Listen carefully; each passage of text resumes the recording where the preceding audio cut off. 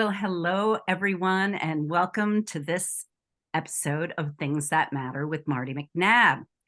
So, as many of you who have been listening for a while or have come to my live show and tell events, is you are aware of the fact that I find stories that get attached to objects, to things, um, quite telling about what's important to people, what they care about, what what basically what matters to them, right? So, as many of you also are aware, I have had the great luck of connecting with people in the location independent movement, specifically an organization called Location Indie.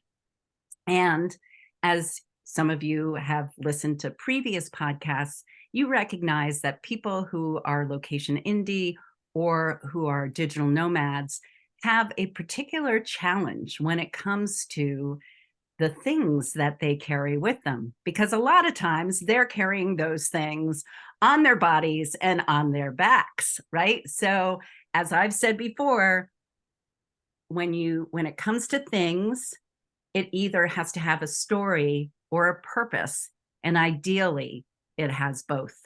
So today, I welcome a special couple who have a very intimate experience with the idea of everything has to have a story or a purpose, and mostly everything has to have a purpose because they are literally carrying all of these things on their backs.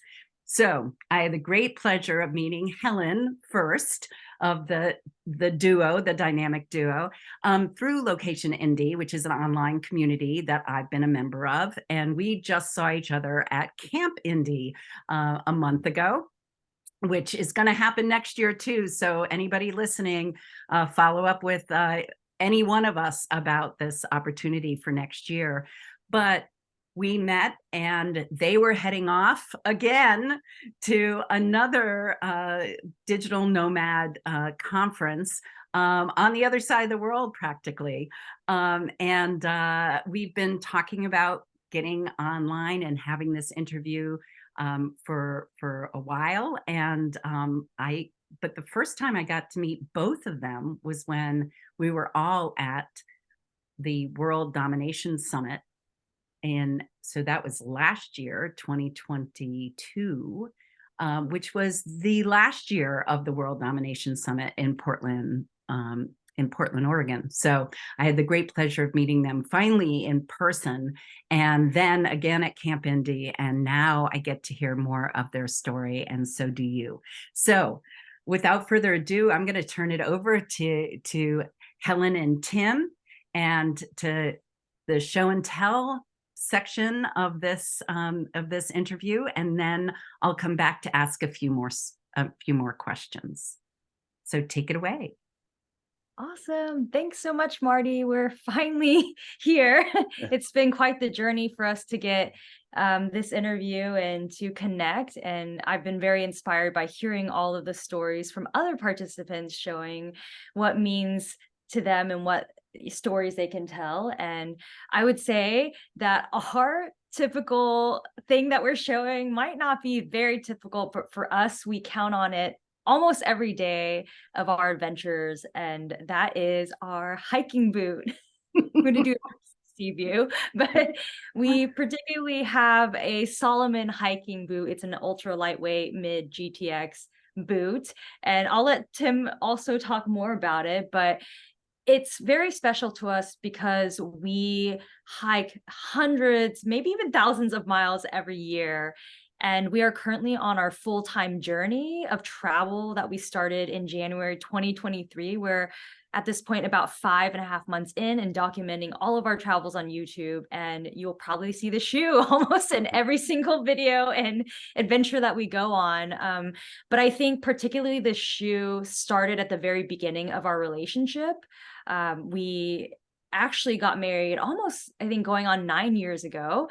And I guess we're not a normal couple, but for my wedding gift, I thought it was pretty hilarious that, most people would give like maybe jewelry or some sentimental thing for your significant other, but Tim actually bought me a pair of hiking boots as my wedding present. Yeah, yeah, absolutely. I mean, I didn't want to get some traditional kind of boring gift. I wanted something to be very functional for us. And our honeymoon, we had been planning to go to Patagonia, which is like southern South America, to Chile and Argentina. And I knew at that point in time, I think you had hiking boots that she had gotten from an REI garage sale, which for those that don't know, REI is the outdoor store, and the garage sale is like used equipment that people bring back and return, and REI sells that used equipment for cheap. So at that point in time, she'd been hiking in those boots, and I was like, no, these don't even fit you correctly. We can't go to Patagonia and hike, for long distances in extreme conditions. I need to get you some really nice boots. And so we ended up getting these Salomon mid GTX gore-tex boots. And basically it was the same model, when we got married, that I had given you, just a slightly different color. And we've just had different iterations all the while. And like, these boots are amazing. They've gone everywhere with us. Oh my God. Oh, I love them. I love it so much. It brings back memories for me.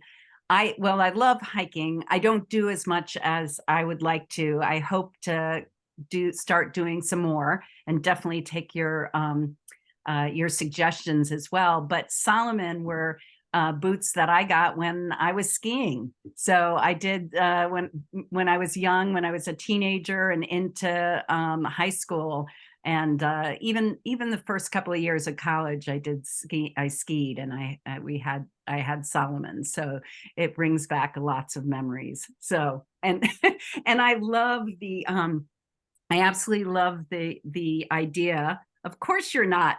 And I'm like, of course you're not, quote unquote, a normal couple.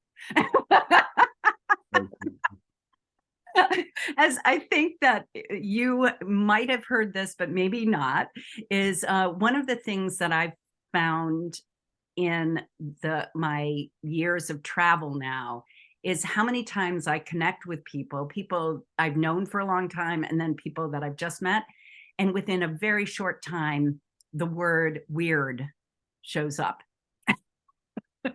I'm a little misfit. I'm a little different. I don't quite fit. All of those things. And it was just like, I'm sure you, just like me, and I'll invite you to talk about your work as well in the world, is, and I think there's a book even and stuff, if I remember right. So, but I wanted to, everybody, you get coaches and they're constantly saying things like, you have to pick your target market. You have to get you're like, they drone you on you, like they hammer you with that, like your avatar, and you have to name them.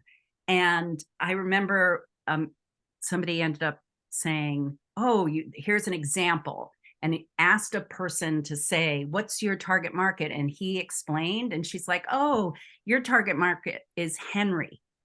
And everybody on the call was like, what? And it's like, Henry, high income earner, not rich yet. And I was like, what?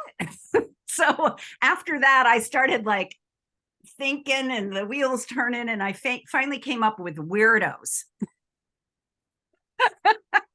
Is there an acronym for that? Yeah. My acronym is weirdos, and it stands for where every individual remembers doing original stuff. That's great. Yeah. You are absolutely 100% weirdos. And I and I love the fact that you have such a non-traditional, unconventional wedding gift. And that, like you said, that had a purpose. You were like, we're not going to go on our honeymoon with you in these ill-fitting hiking boots when we're doing this. So the care in that gift is huge. So that's wonderful. Wonderful. So yeah, I also think we're currently on our third or fourth pair of the Probably same fourth, shoe, and we're actually pretty upset at Solomon because they finally changed the style, like the overall look and feel of this shoe. And I feel like, it's like, if it's not broken, don't fix it. But yeah, we definitely, besides, putting other supportive things like insoles in it, I mean, this shoe is perfect. It's lightweight. It has really good arch support. We've actually recommended it to a lot of people, our friends, before, and they've all seemed to like it. And yeah, I feel like we've put maybe a few thousand miles on each shoe before they wear down. I mean, honestly, I think we have had to force ourselves to get rid of each pair of the shoes, because you'll have like holes in the side, and all the I was like, oh, where's all the dirt coming from in each of these different areas? Don't tell immigration about, what do they call them, They're bringing dirt in the back in the country, bringing dirt into different countries. coming back on the shoes. Especially the bottom. You gotta really like wash the bottoms, because you have mud and stuff on them. And yeah. Oh, they are very durable. They really hold up well, which is why we've loved them over time. And they're gore-tex, or they're waterproof. They're the bottom, which is like contra grip. It's super grippy, even on wet rock. That's a real, yeah, it's very good, very grippy, crossing rivers and stuff like that. So we'll often see other people on trails having a really hard time on rock and different types of surfaces, but these things really have amazing grip strength. And I sound like I'm a shoe salesperson right now, but they changed it. But they changed it. They fixed something that wasn't broken. How dare they do that? I think it's, capitalism or commercialism. They've got to change. Yeah, they have to change it to stay relevant, right? So I guess so. The next thing is gonna be, once these get worn down, it's like you're gonna have to figure out where you're going next, and if this different shoe that they created is something you'll want to wear or not. We actually bought a brand new pair in a box, like sitting in our closet for at least 6 months before we left on our full-time travels earlier this year, because we were so afraid that something like that was going to happen, or they constantly run out of our sizing, because, we have, I guess, they make wide, but the only normal thing about us is we have average shoe sizes. So they always run out. Always run out. Yeah. But yeah, we wanted to start this full-time travel in a new pair, so that we would, you don't have any issues of them wearing out while we are traveling. So we started with some new ones. Awesome. So this is a perfect opportunity to invite you to share the story of your full-time travel, and how people can learn more about what you're doing, what you're up to in the world, and how to stay in touch and everything. So you can take it from there. Yeah, so we have been planning for full-time travel. I would say the journey of that process started 3 years ago. Of course, I think many people very similar to us went through a stage where we were sitting at home during the pandemic and questioning our life choices and trying to figure out what was meaningful for our life. And ours had always been surrounded by just hiking in the mountains and being outdoors. And that's when we feel centered the most. And we knew that if we waited, maybe later on in life, we wouldn't be able to summit mountains and hike long distances and even want to sleep in a tent, because we're in our 30s and we already have back problems, so I can't even imagine maybe waiting on that. So we came up with a game plan, and we're really intentional about saving money, kind of planning our idea of what our life could be like if we were just to set off on this world adventure our YouTube channel is Helen and Tim Travel, and our kind of key tagline is seeing the world one mountain at a time. So we're really wanting to travel to far away distances in roadless traveled areas and see just beautiful mountain peaks, like glacial covered mountains, and kind of go into the far distances of high elevation to be able to essentially get some perspective on the world in a different way that we can't do that at home sitting behind a computer. So yeah, she said it great. That's exactly what we're doing. So this started in January. So this year, 2023. So, and I have to say, I'm impressed because we all know people who like have these long-term plans, and they just there's always going to be reasons that we're going to get stopped along the way, that there's going to be detours. So, but you went ahead and just like, because of course my feeling is, why not? And you can always detour. You can detour, you can turn around, you can make a U-turn. There's nothing wrong with saying, okay, I guess this isn't for me, but you don't know. And it felt like it was for you, and you have to just go with it. And I'm so impressed that, because 3 years, I don't think is that long to have a plan and execute it. So tell us where you've been so far, and what's the rest of the time, and are you seeing this as, from now until whenever, or does it have a timeline to it? So tell us more about that. Well, we started off in Taiwan because Helen was born in Taiwan, but she had immigrated with her parents when she was 3 to the United States. So her parents actually retired back to Taiwan, and she hadn't seen them in 5 or 6 years before, because COVID extended that time.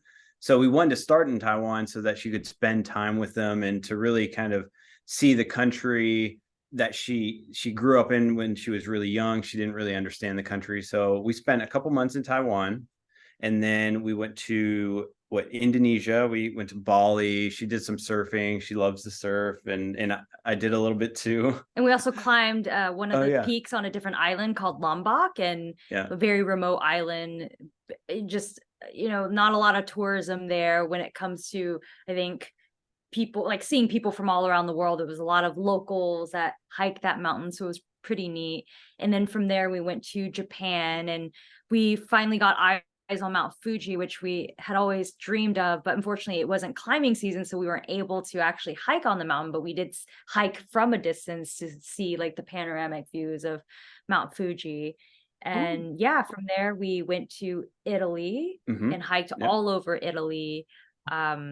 Cinque Terre, Amalfi, the coastline specifically. The coastline, yeah. Oh, and then in the entrance to the Dolomites, so like northern Italy. Oh my God, that's right. And everybody who's listening or watching, you too can go see some of these, because I have a feeling these are on your YouTube channel. So I've got to go. I've seen little bits and pieces, but I've got to spend a little time and do that, because what I find fascinating is you're looking to have experiences that very few people have, and very few quote unquote foreigners or travelers have. You seek out these things that are more known by locals, which is fascinating. Yeah. And, to be fair, there are very touristed areas that we go to as well, but we try to take the harder route to get to these places. I think Tim always has a joke that we always, what is it that you say? We always try to. Well, I mean, we always try to find like the unique, authentic experience. We're not really into big tour buses and those kind of tour groups where, we get more excited the more authentic something feels, or, the harder something is, the more people it weeds out, and it just makes it feel more of an adventure. Yeah. And that's why it's your adventure. And so what's up next? I know you're coming to me from. We're in Romania right now. Mhm. So, and as you mentioned in the intro, we were in Bulgaria specifically for a Nomad Fest conference called Bansko Nomad Fest for a week long with, 700 plus digital nomads from all around the world, sharing experiences and learning together, growing community. And that was great. A lot of social networking time, which we're very exhausted by. But now we're in Romania for the next month, seeing, the different castles and national parks around here. There's a lot of beautiful nature that is very underrated, much like Bulgaria. Eastern Europe is not often talked about. When you think about big peaks and mountains, you think of Western Europe a lot, Switzerland, Germany, Austria, places that we love and we will be going to here shortly in September. But yeah, Romania for a month. Then we're heading to Norway to spend almost 3 weeks. Half of that will be in a camper van, which shout out to you, Marty, and in your camper van life. So we're very excited about experiencing that. We'll be hiking too as we go along in our camper vanning journey. But yeah, it's kind of alluding to like our hiking boot.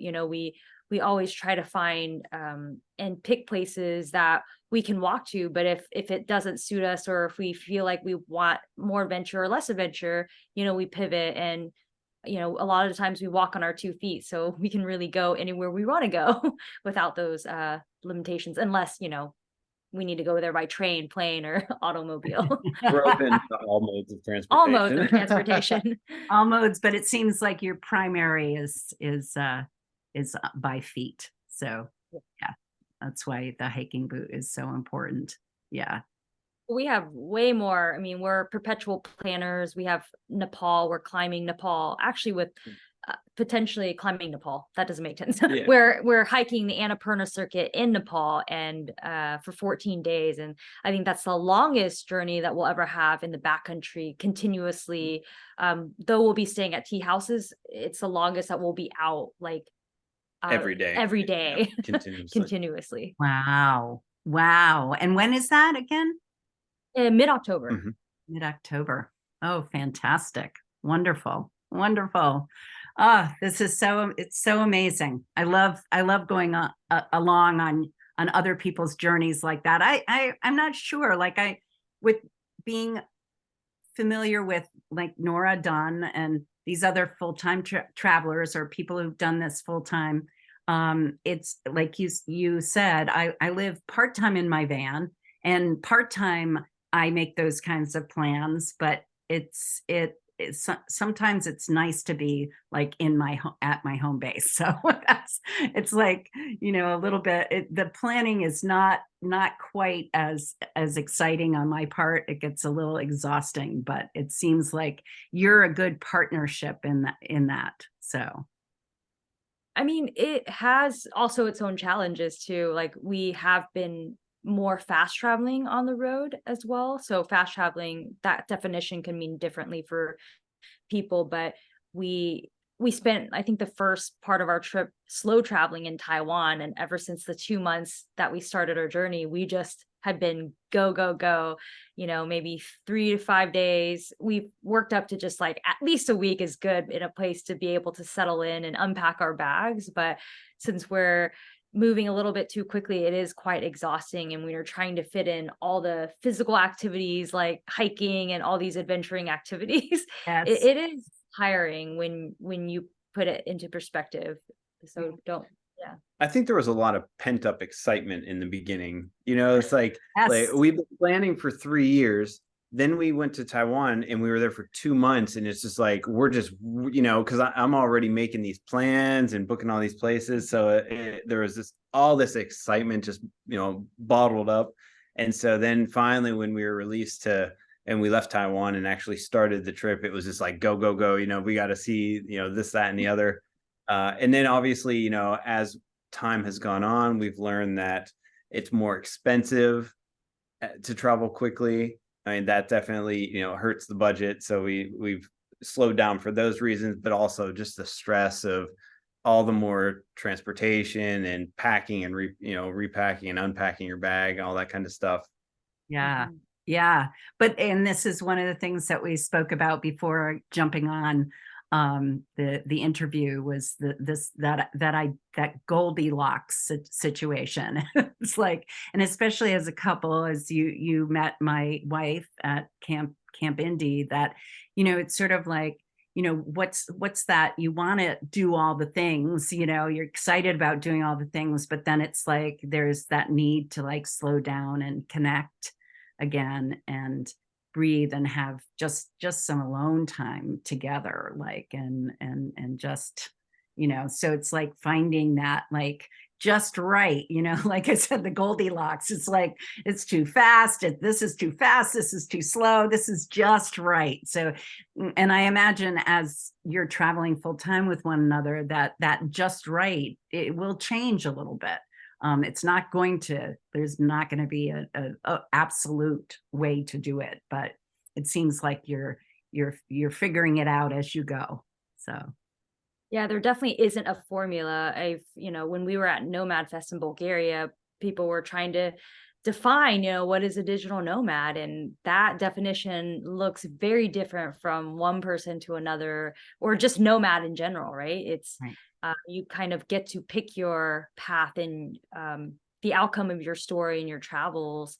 And for us, as long as we try to build in 2 hikes a week to the minimum, and we try to have rest days. We do have to edit our YouTube videos and kind of stay on top of that. We're very backlogged right now in our videos, but that tends to happen, as you can understand, with your podcasts and all of your show and tells efforts there. But yeah, it's been a very interesting like learning process, even in our own relationship, how we can like coexist, though, like, prior to being full-time travel life, we worked completely outside of the home.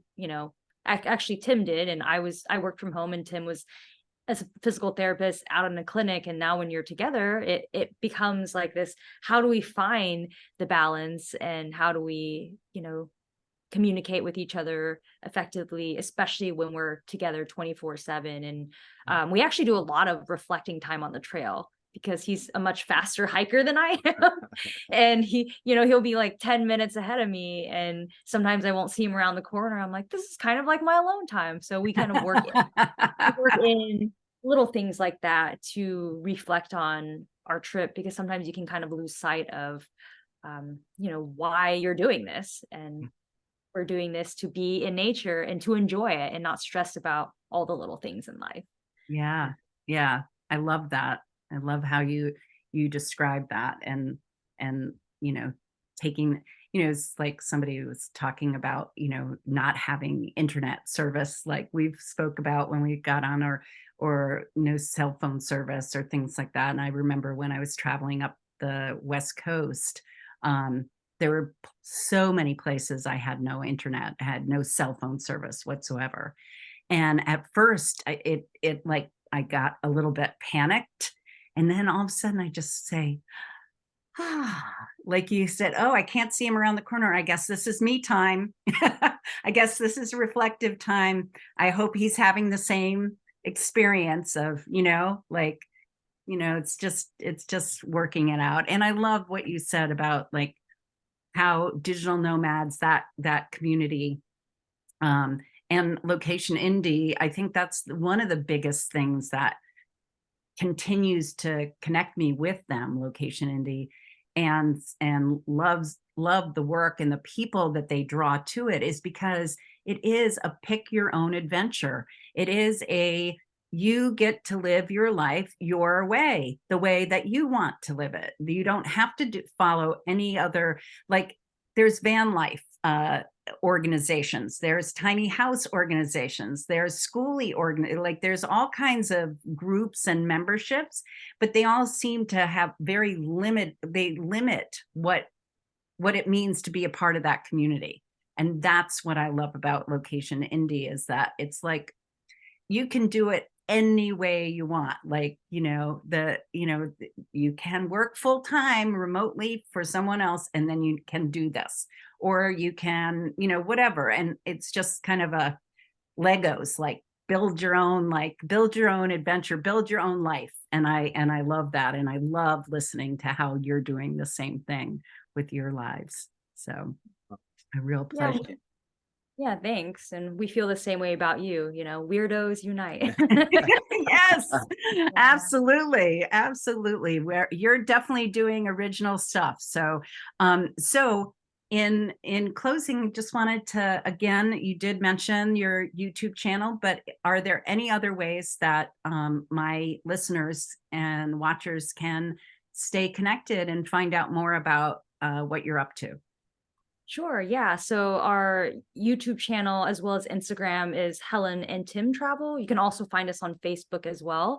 But we do send out a newsletter that goes out about 2 or 3 times a month. And we not only talk about our hiking adventures, but we share resources on travel and hiking gear. And also we do a lot of travel hacking points and miles in our travel journey as well. And so we share resources and tips on that. And I guess lastly, we are also a big fan of the financial independence retire early movement. That was a huge catalyst and factor into us being able to find a little bit of financial independence, save some money to go on this not year long. I guess we don't really have an end date. We're still figuring out how long we want to go. But yeah, so if anybody's interested in any of that, YouTube, Instagram, Facebook, and our newsletter at helenandtimtravel.com would be a good place to find us. Fantastic. Fantastic. Well, I certainly enjoy everything, and I was a lucky person to hang out and listen to Helen and Tim when they were talking about the credit card, like points and things like that. So I'm definitely going to be reaching out to you about another time to chat a little bit about that, because now that my wife is retired, once we get the addition built for my mother-in-law and move her in, we're hoping, which should be by the end of the summer, by the end of August, she should be moving in. And then we're going to start, at least looking to do like one big trip a year. Like I don't see us doing, much more than that together, but a few things in the van and national and around the country in the van. But as far as like international things, we've got a few on our bucket list, and I'd love to talk with you about how I can make it a little bit better in terms of cost. So definitely check Tim and Helen out on their YouTube and their website. And I thank you very much for sharing the story of the thing that matters, which is this lovely, unusual wedding gift of your Solomon hiking boot. And I'm glad that it's keeping you going and on your feet and hiking and doing all the wonderful things that you're doing and spreading the joy and the experience of travel, and how it gives us perspective and it builds deeper connections and with ourselves and with others and community. And this is part of your legacy, obviously, as well. So I thank you very much. And so thank you, everyone, for joining us at this episode of Things That Matter with Marty McNabb.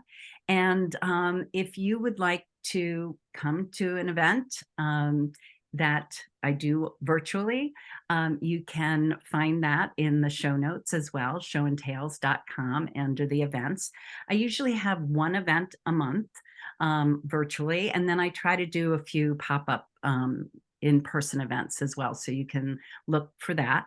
If you're looking to build deeper connections, community, and legacy with your family, with your employees, your donors, your alumni, your new staff, like orientation, staff orientation or anything like that, I am available to host these story sharing gatherings for you as well. So reach out to me. And without further ado, I thank everyone, and especially Helen and Tim, for joining me from Romania today, and we did great with the internet service. So yay! It's not always the case, but we did it, and I thank you very much. And I look forward to staying connected and getting more of a sense of the adventure that you're on. So thank you very much. Thanks, Thanks, Marty. Marty. We enjoyed our chat. Have a great day, everyone.